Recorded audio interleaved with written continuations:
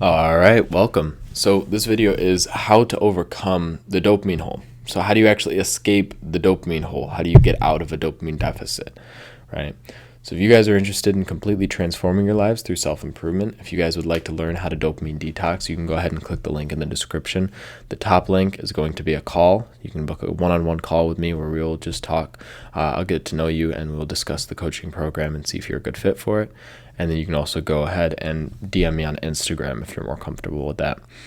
But anyways, so this is how to overcome the dopamine hole. And I'm going to quickly talk to you guys about how I actually climbed out myself. So when I started my self-improvement journey, the first step for me was overcoming this dopamine hole, because I found myself in this dopamine deficit where nothing was enjoyable, nothing was pleasurable. I could not keep myself in the present moment for longer than a few seconds, right? I always had to have some type of stimulation, whether it be music, YouTube, or social media, or smoking weed, or whatever. I was in this loop of constantly needing stimulation, constantly needing all these different types of stimulation.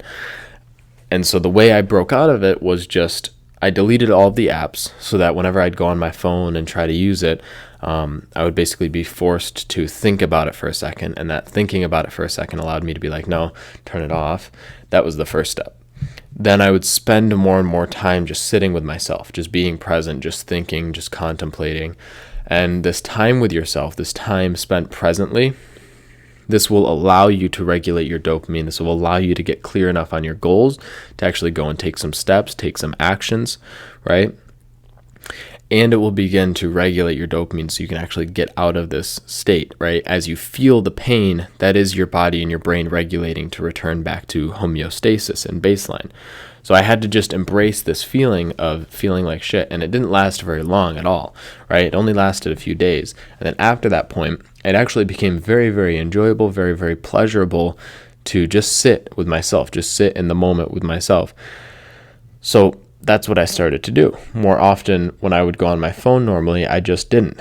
And I just sat with myself more often. And this got me to the point where now I don't need stimulation. I don't need any of these other vices or all these other drugs. My existence is an enjoyable enough experience as it is, right? Making this content is as enjoyable of an experience as I could ever possibly need, right? This is more enjoyable to me than any of this fake stimulation, fake pleasure ever was. So what exactly is a dopamine hole? Right? So the first piece of a dopamine hole, the first understanding is dopamine deficit, right? So the dopamine hole is a dopamine deficit. It is a state in which your baseline has gone so far below the normal baseline, right? So far below homeostasis that you've actually begun to derive pain from presence. You've started to derive pain from reality itself. You started to derive pain from activity, from work, from effort, from reading and learning, right? You started to derive pain from this because you're in a dopamine deficit. You don't get dopamine from normal activities. You don't get enjoyment from normal activities. And so you require this high level of stimulation in order to find any sense of enjoyment. So the next thing is the balance is tipped to the side of pain. So your pain-pleasure balance is tipped to the side of pain, which means you've experienced so much pleasure that your now consistent state is pain because you need to feel an equal amount of pain to that pleasure in order to balance it out. So we're feeling that pain as the result of the pleasure that you've been indulging, right? And so that pain being the result of the pleasure you've indulged is going to stay there and remain in proportion to the amount of pleasure that you've just gone and pursued. So going and doing more stimulating activities is just going to continue to make it worse. So the first step, the real key, is to just stop, right? Stop in your tracks and stop continuing to indulge more. Stop continuing to stimulate yourself more and actually just take a break. Next thing is pleasure is your baseline, right? So pleasure itself is your baseline. So doing these stimulating activities is how you get to a baseline level of enjoyment, right? Doing all of these hyper-stimulating activities, giving into all of these hyper-stimulating drugs and addictions is how you actually feel a basic level of enjoyment and pleasure. Otherwise, you feel pain, right? You feel worse because you don't have this pleasure. And to feel this pleasure, it doesn't even make you feel good. It makes you feel normal. So that is what a dopamine hole is this state of feeling pain and discomfort from regular life. How to actually break out. The first step is to spend time without the stimulation. So I just talked about this, but you just need time away from the stimulation in order to regulate your dopamine system back to a level baseline, and then you can be able to go and enjoy regular activities again. But it literally just takes time. It just takes time without constantly overstimulating yourself, which means removing the apps, right? Which means maybe turning your phone off for a certain period of the day, right? Which means removing the drugs from your house, which means not going out with certain friends, right? Just give yourself time away from this stimulation to allow yourself to heal and regulate and return back to a baseline, a normal baseline. The next thing is actually just go outside, right? Literally just go outside, right? It feels amazing to go outside. You will get natural dopamine. You will get sunlight in your eyes, which will actually help to heal the brain. It will help to heal and regulate your sleep cycles so that you can sleep better, which will also help you in healing, right? And it'll give you a sense of fresh air, literally, but figuratively as well. It'll give you a chance to breathe, right? Because you've been in this constant state of overstimulation. It will give you a chance to just re-stimulate the brain, but in a natural way, and allow you to just kind of rest and relax and breathe, right? The other thing is you can go and actually play outside, right? Go and do sports outside. Go and do something outside. Go and play basketball. Go in the swimming pool if you have one, if you're fortunate enough for one of those. Basically just anything, right? If you're not fortunate enough to have a swimming pool, go ahead and find like a little lake or a little river to go swim in, right? Just go outside and go do something. Go for a walk. Go explore in the woods or something. Like, these things are natural activities that feel good to us because we're returning back to nature, because we're outside, and they're also just like normal human activities, right? Like actually going out and doing things instead of constantly stimulating yourself inside. That's normal human activity, right? That's what we're made to do. So being outside is a way to pull yourself away from the stimulation. Instead of getting light from your phone all day long, go and get some actual sunlight, right? Literally go touch grass, right? So the next thing is exercise. So exercise is going to A, release endorphins in your brain, which makes you feel happier.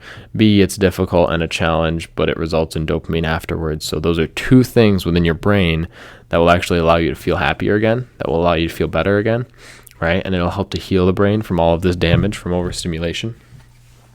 And the other thing is it gives you something to do, right? It gives you something to do that can take up as much time as you're willing to give to it, right? So anytime you feel this desire, this craving to go towards the other types of stimulation, if you just get yourself to work out, even though it's harder, if you just get yourself to work out every time you feel that, you will feel so much better, but you will also have another outlet for your energy, another way to find enjoyment, another way to have fun that isn't more work or stimulation, right? Because these are the two things we want to avoid. We want to be able to have fun, but without just working all day and making that our fun, or stimulating ourselves, right? We don't want to crash out from work and just stimulate ourselves. If we're going to take a break from working, we want it to be a positive thing, something that's fun, but also is still supportive of our growth in the long term, right? Instead of our fun being pleasure and stimulation,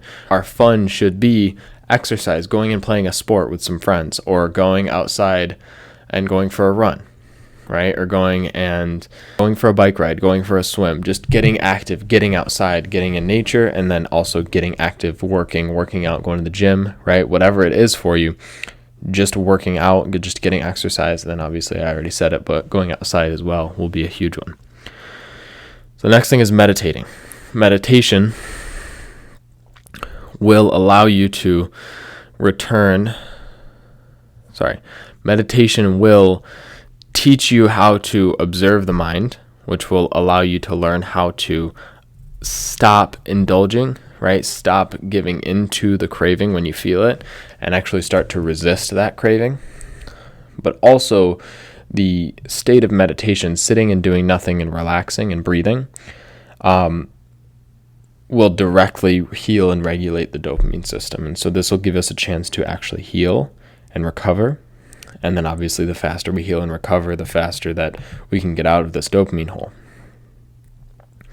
The next thing is journaling for specifically extended blocks of time, because this will help us to process all of this information that we've built up, right? Because we have unprocessed information in the brain. And so this will allow us to properly process all of it. This will allow us to get clear on who we'd actually like to be, what we'd actually like to do, who we'd like to become.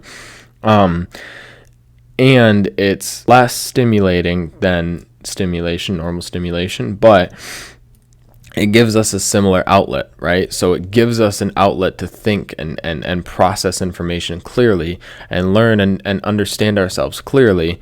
And so by doing this for an extended block of time, it can completely replace the other forms of stimulation, because it allows us a chance to introspect and observe ourselves and understand ourselves, right? And learn more about ourselves and clearly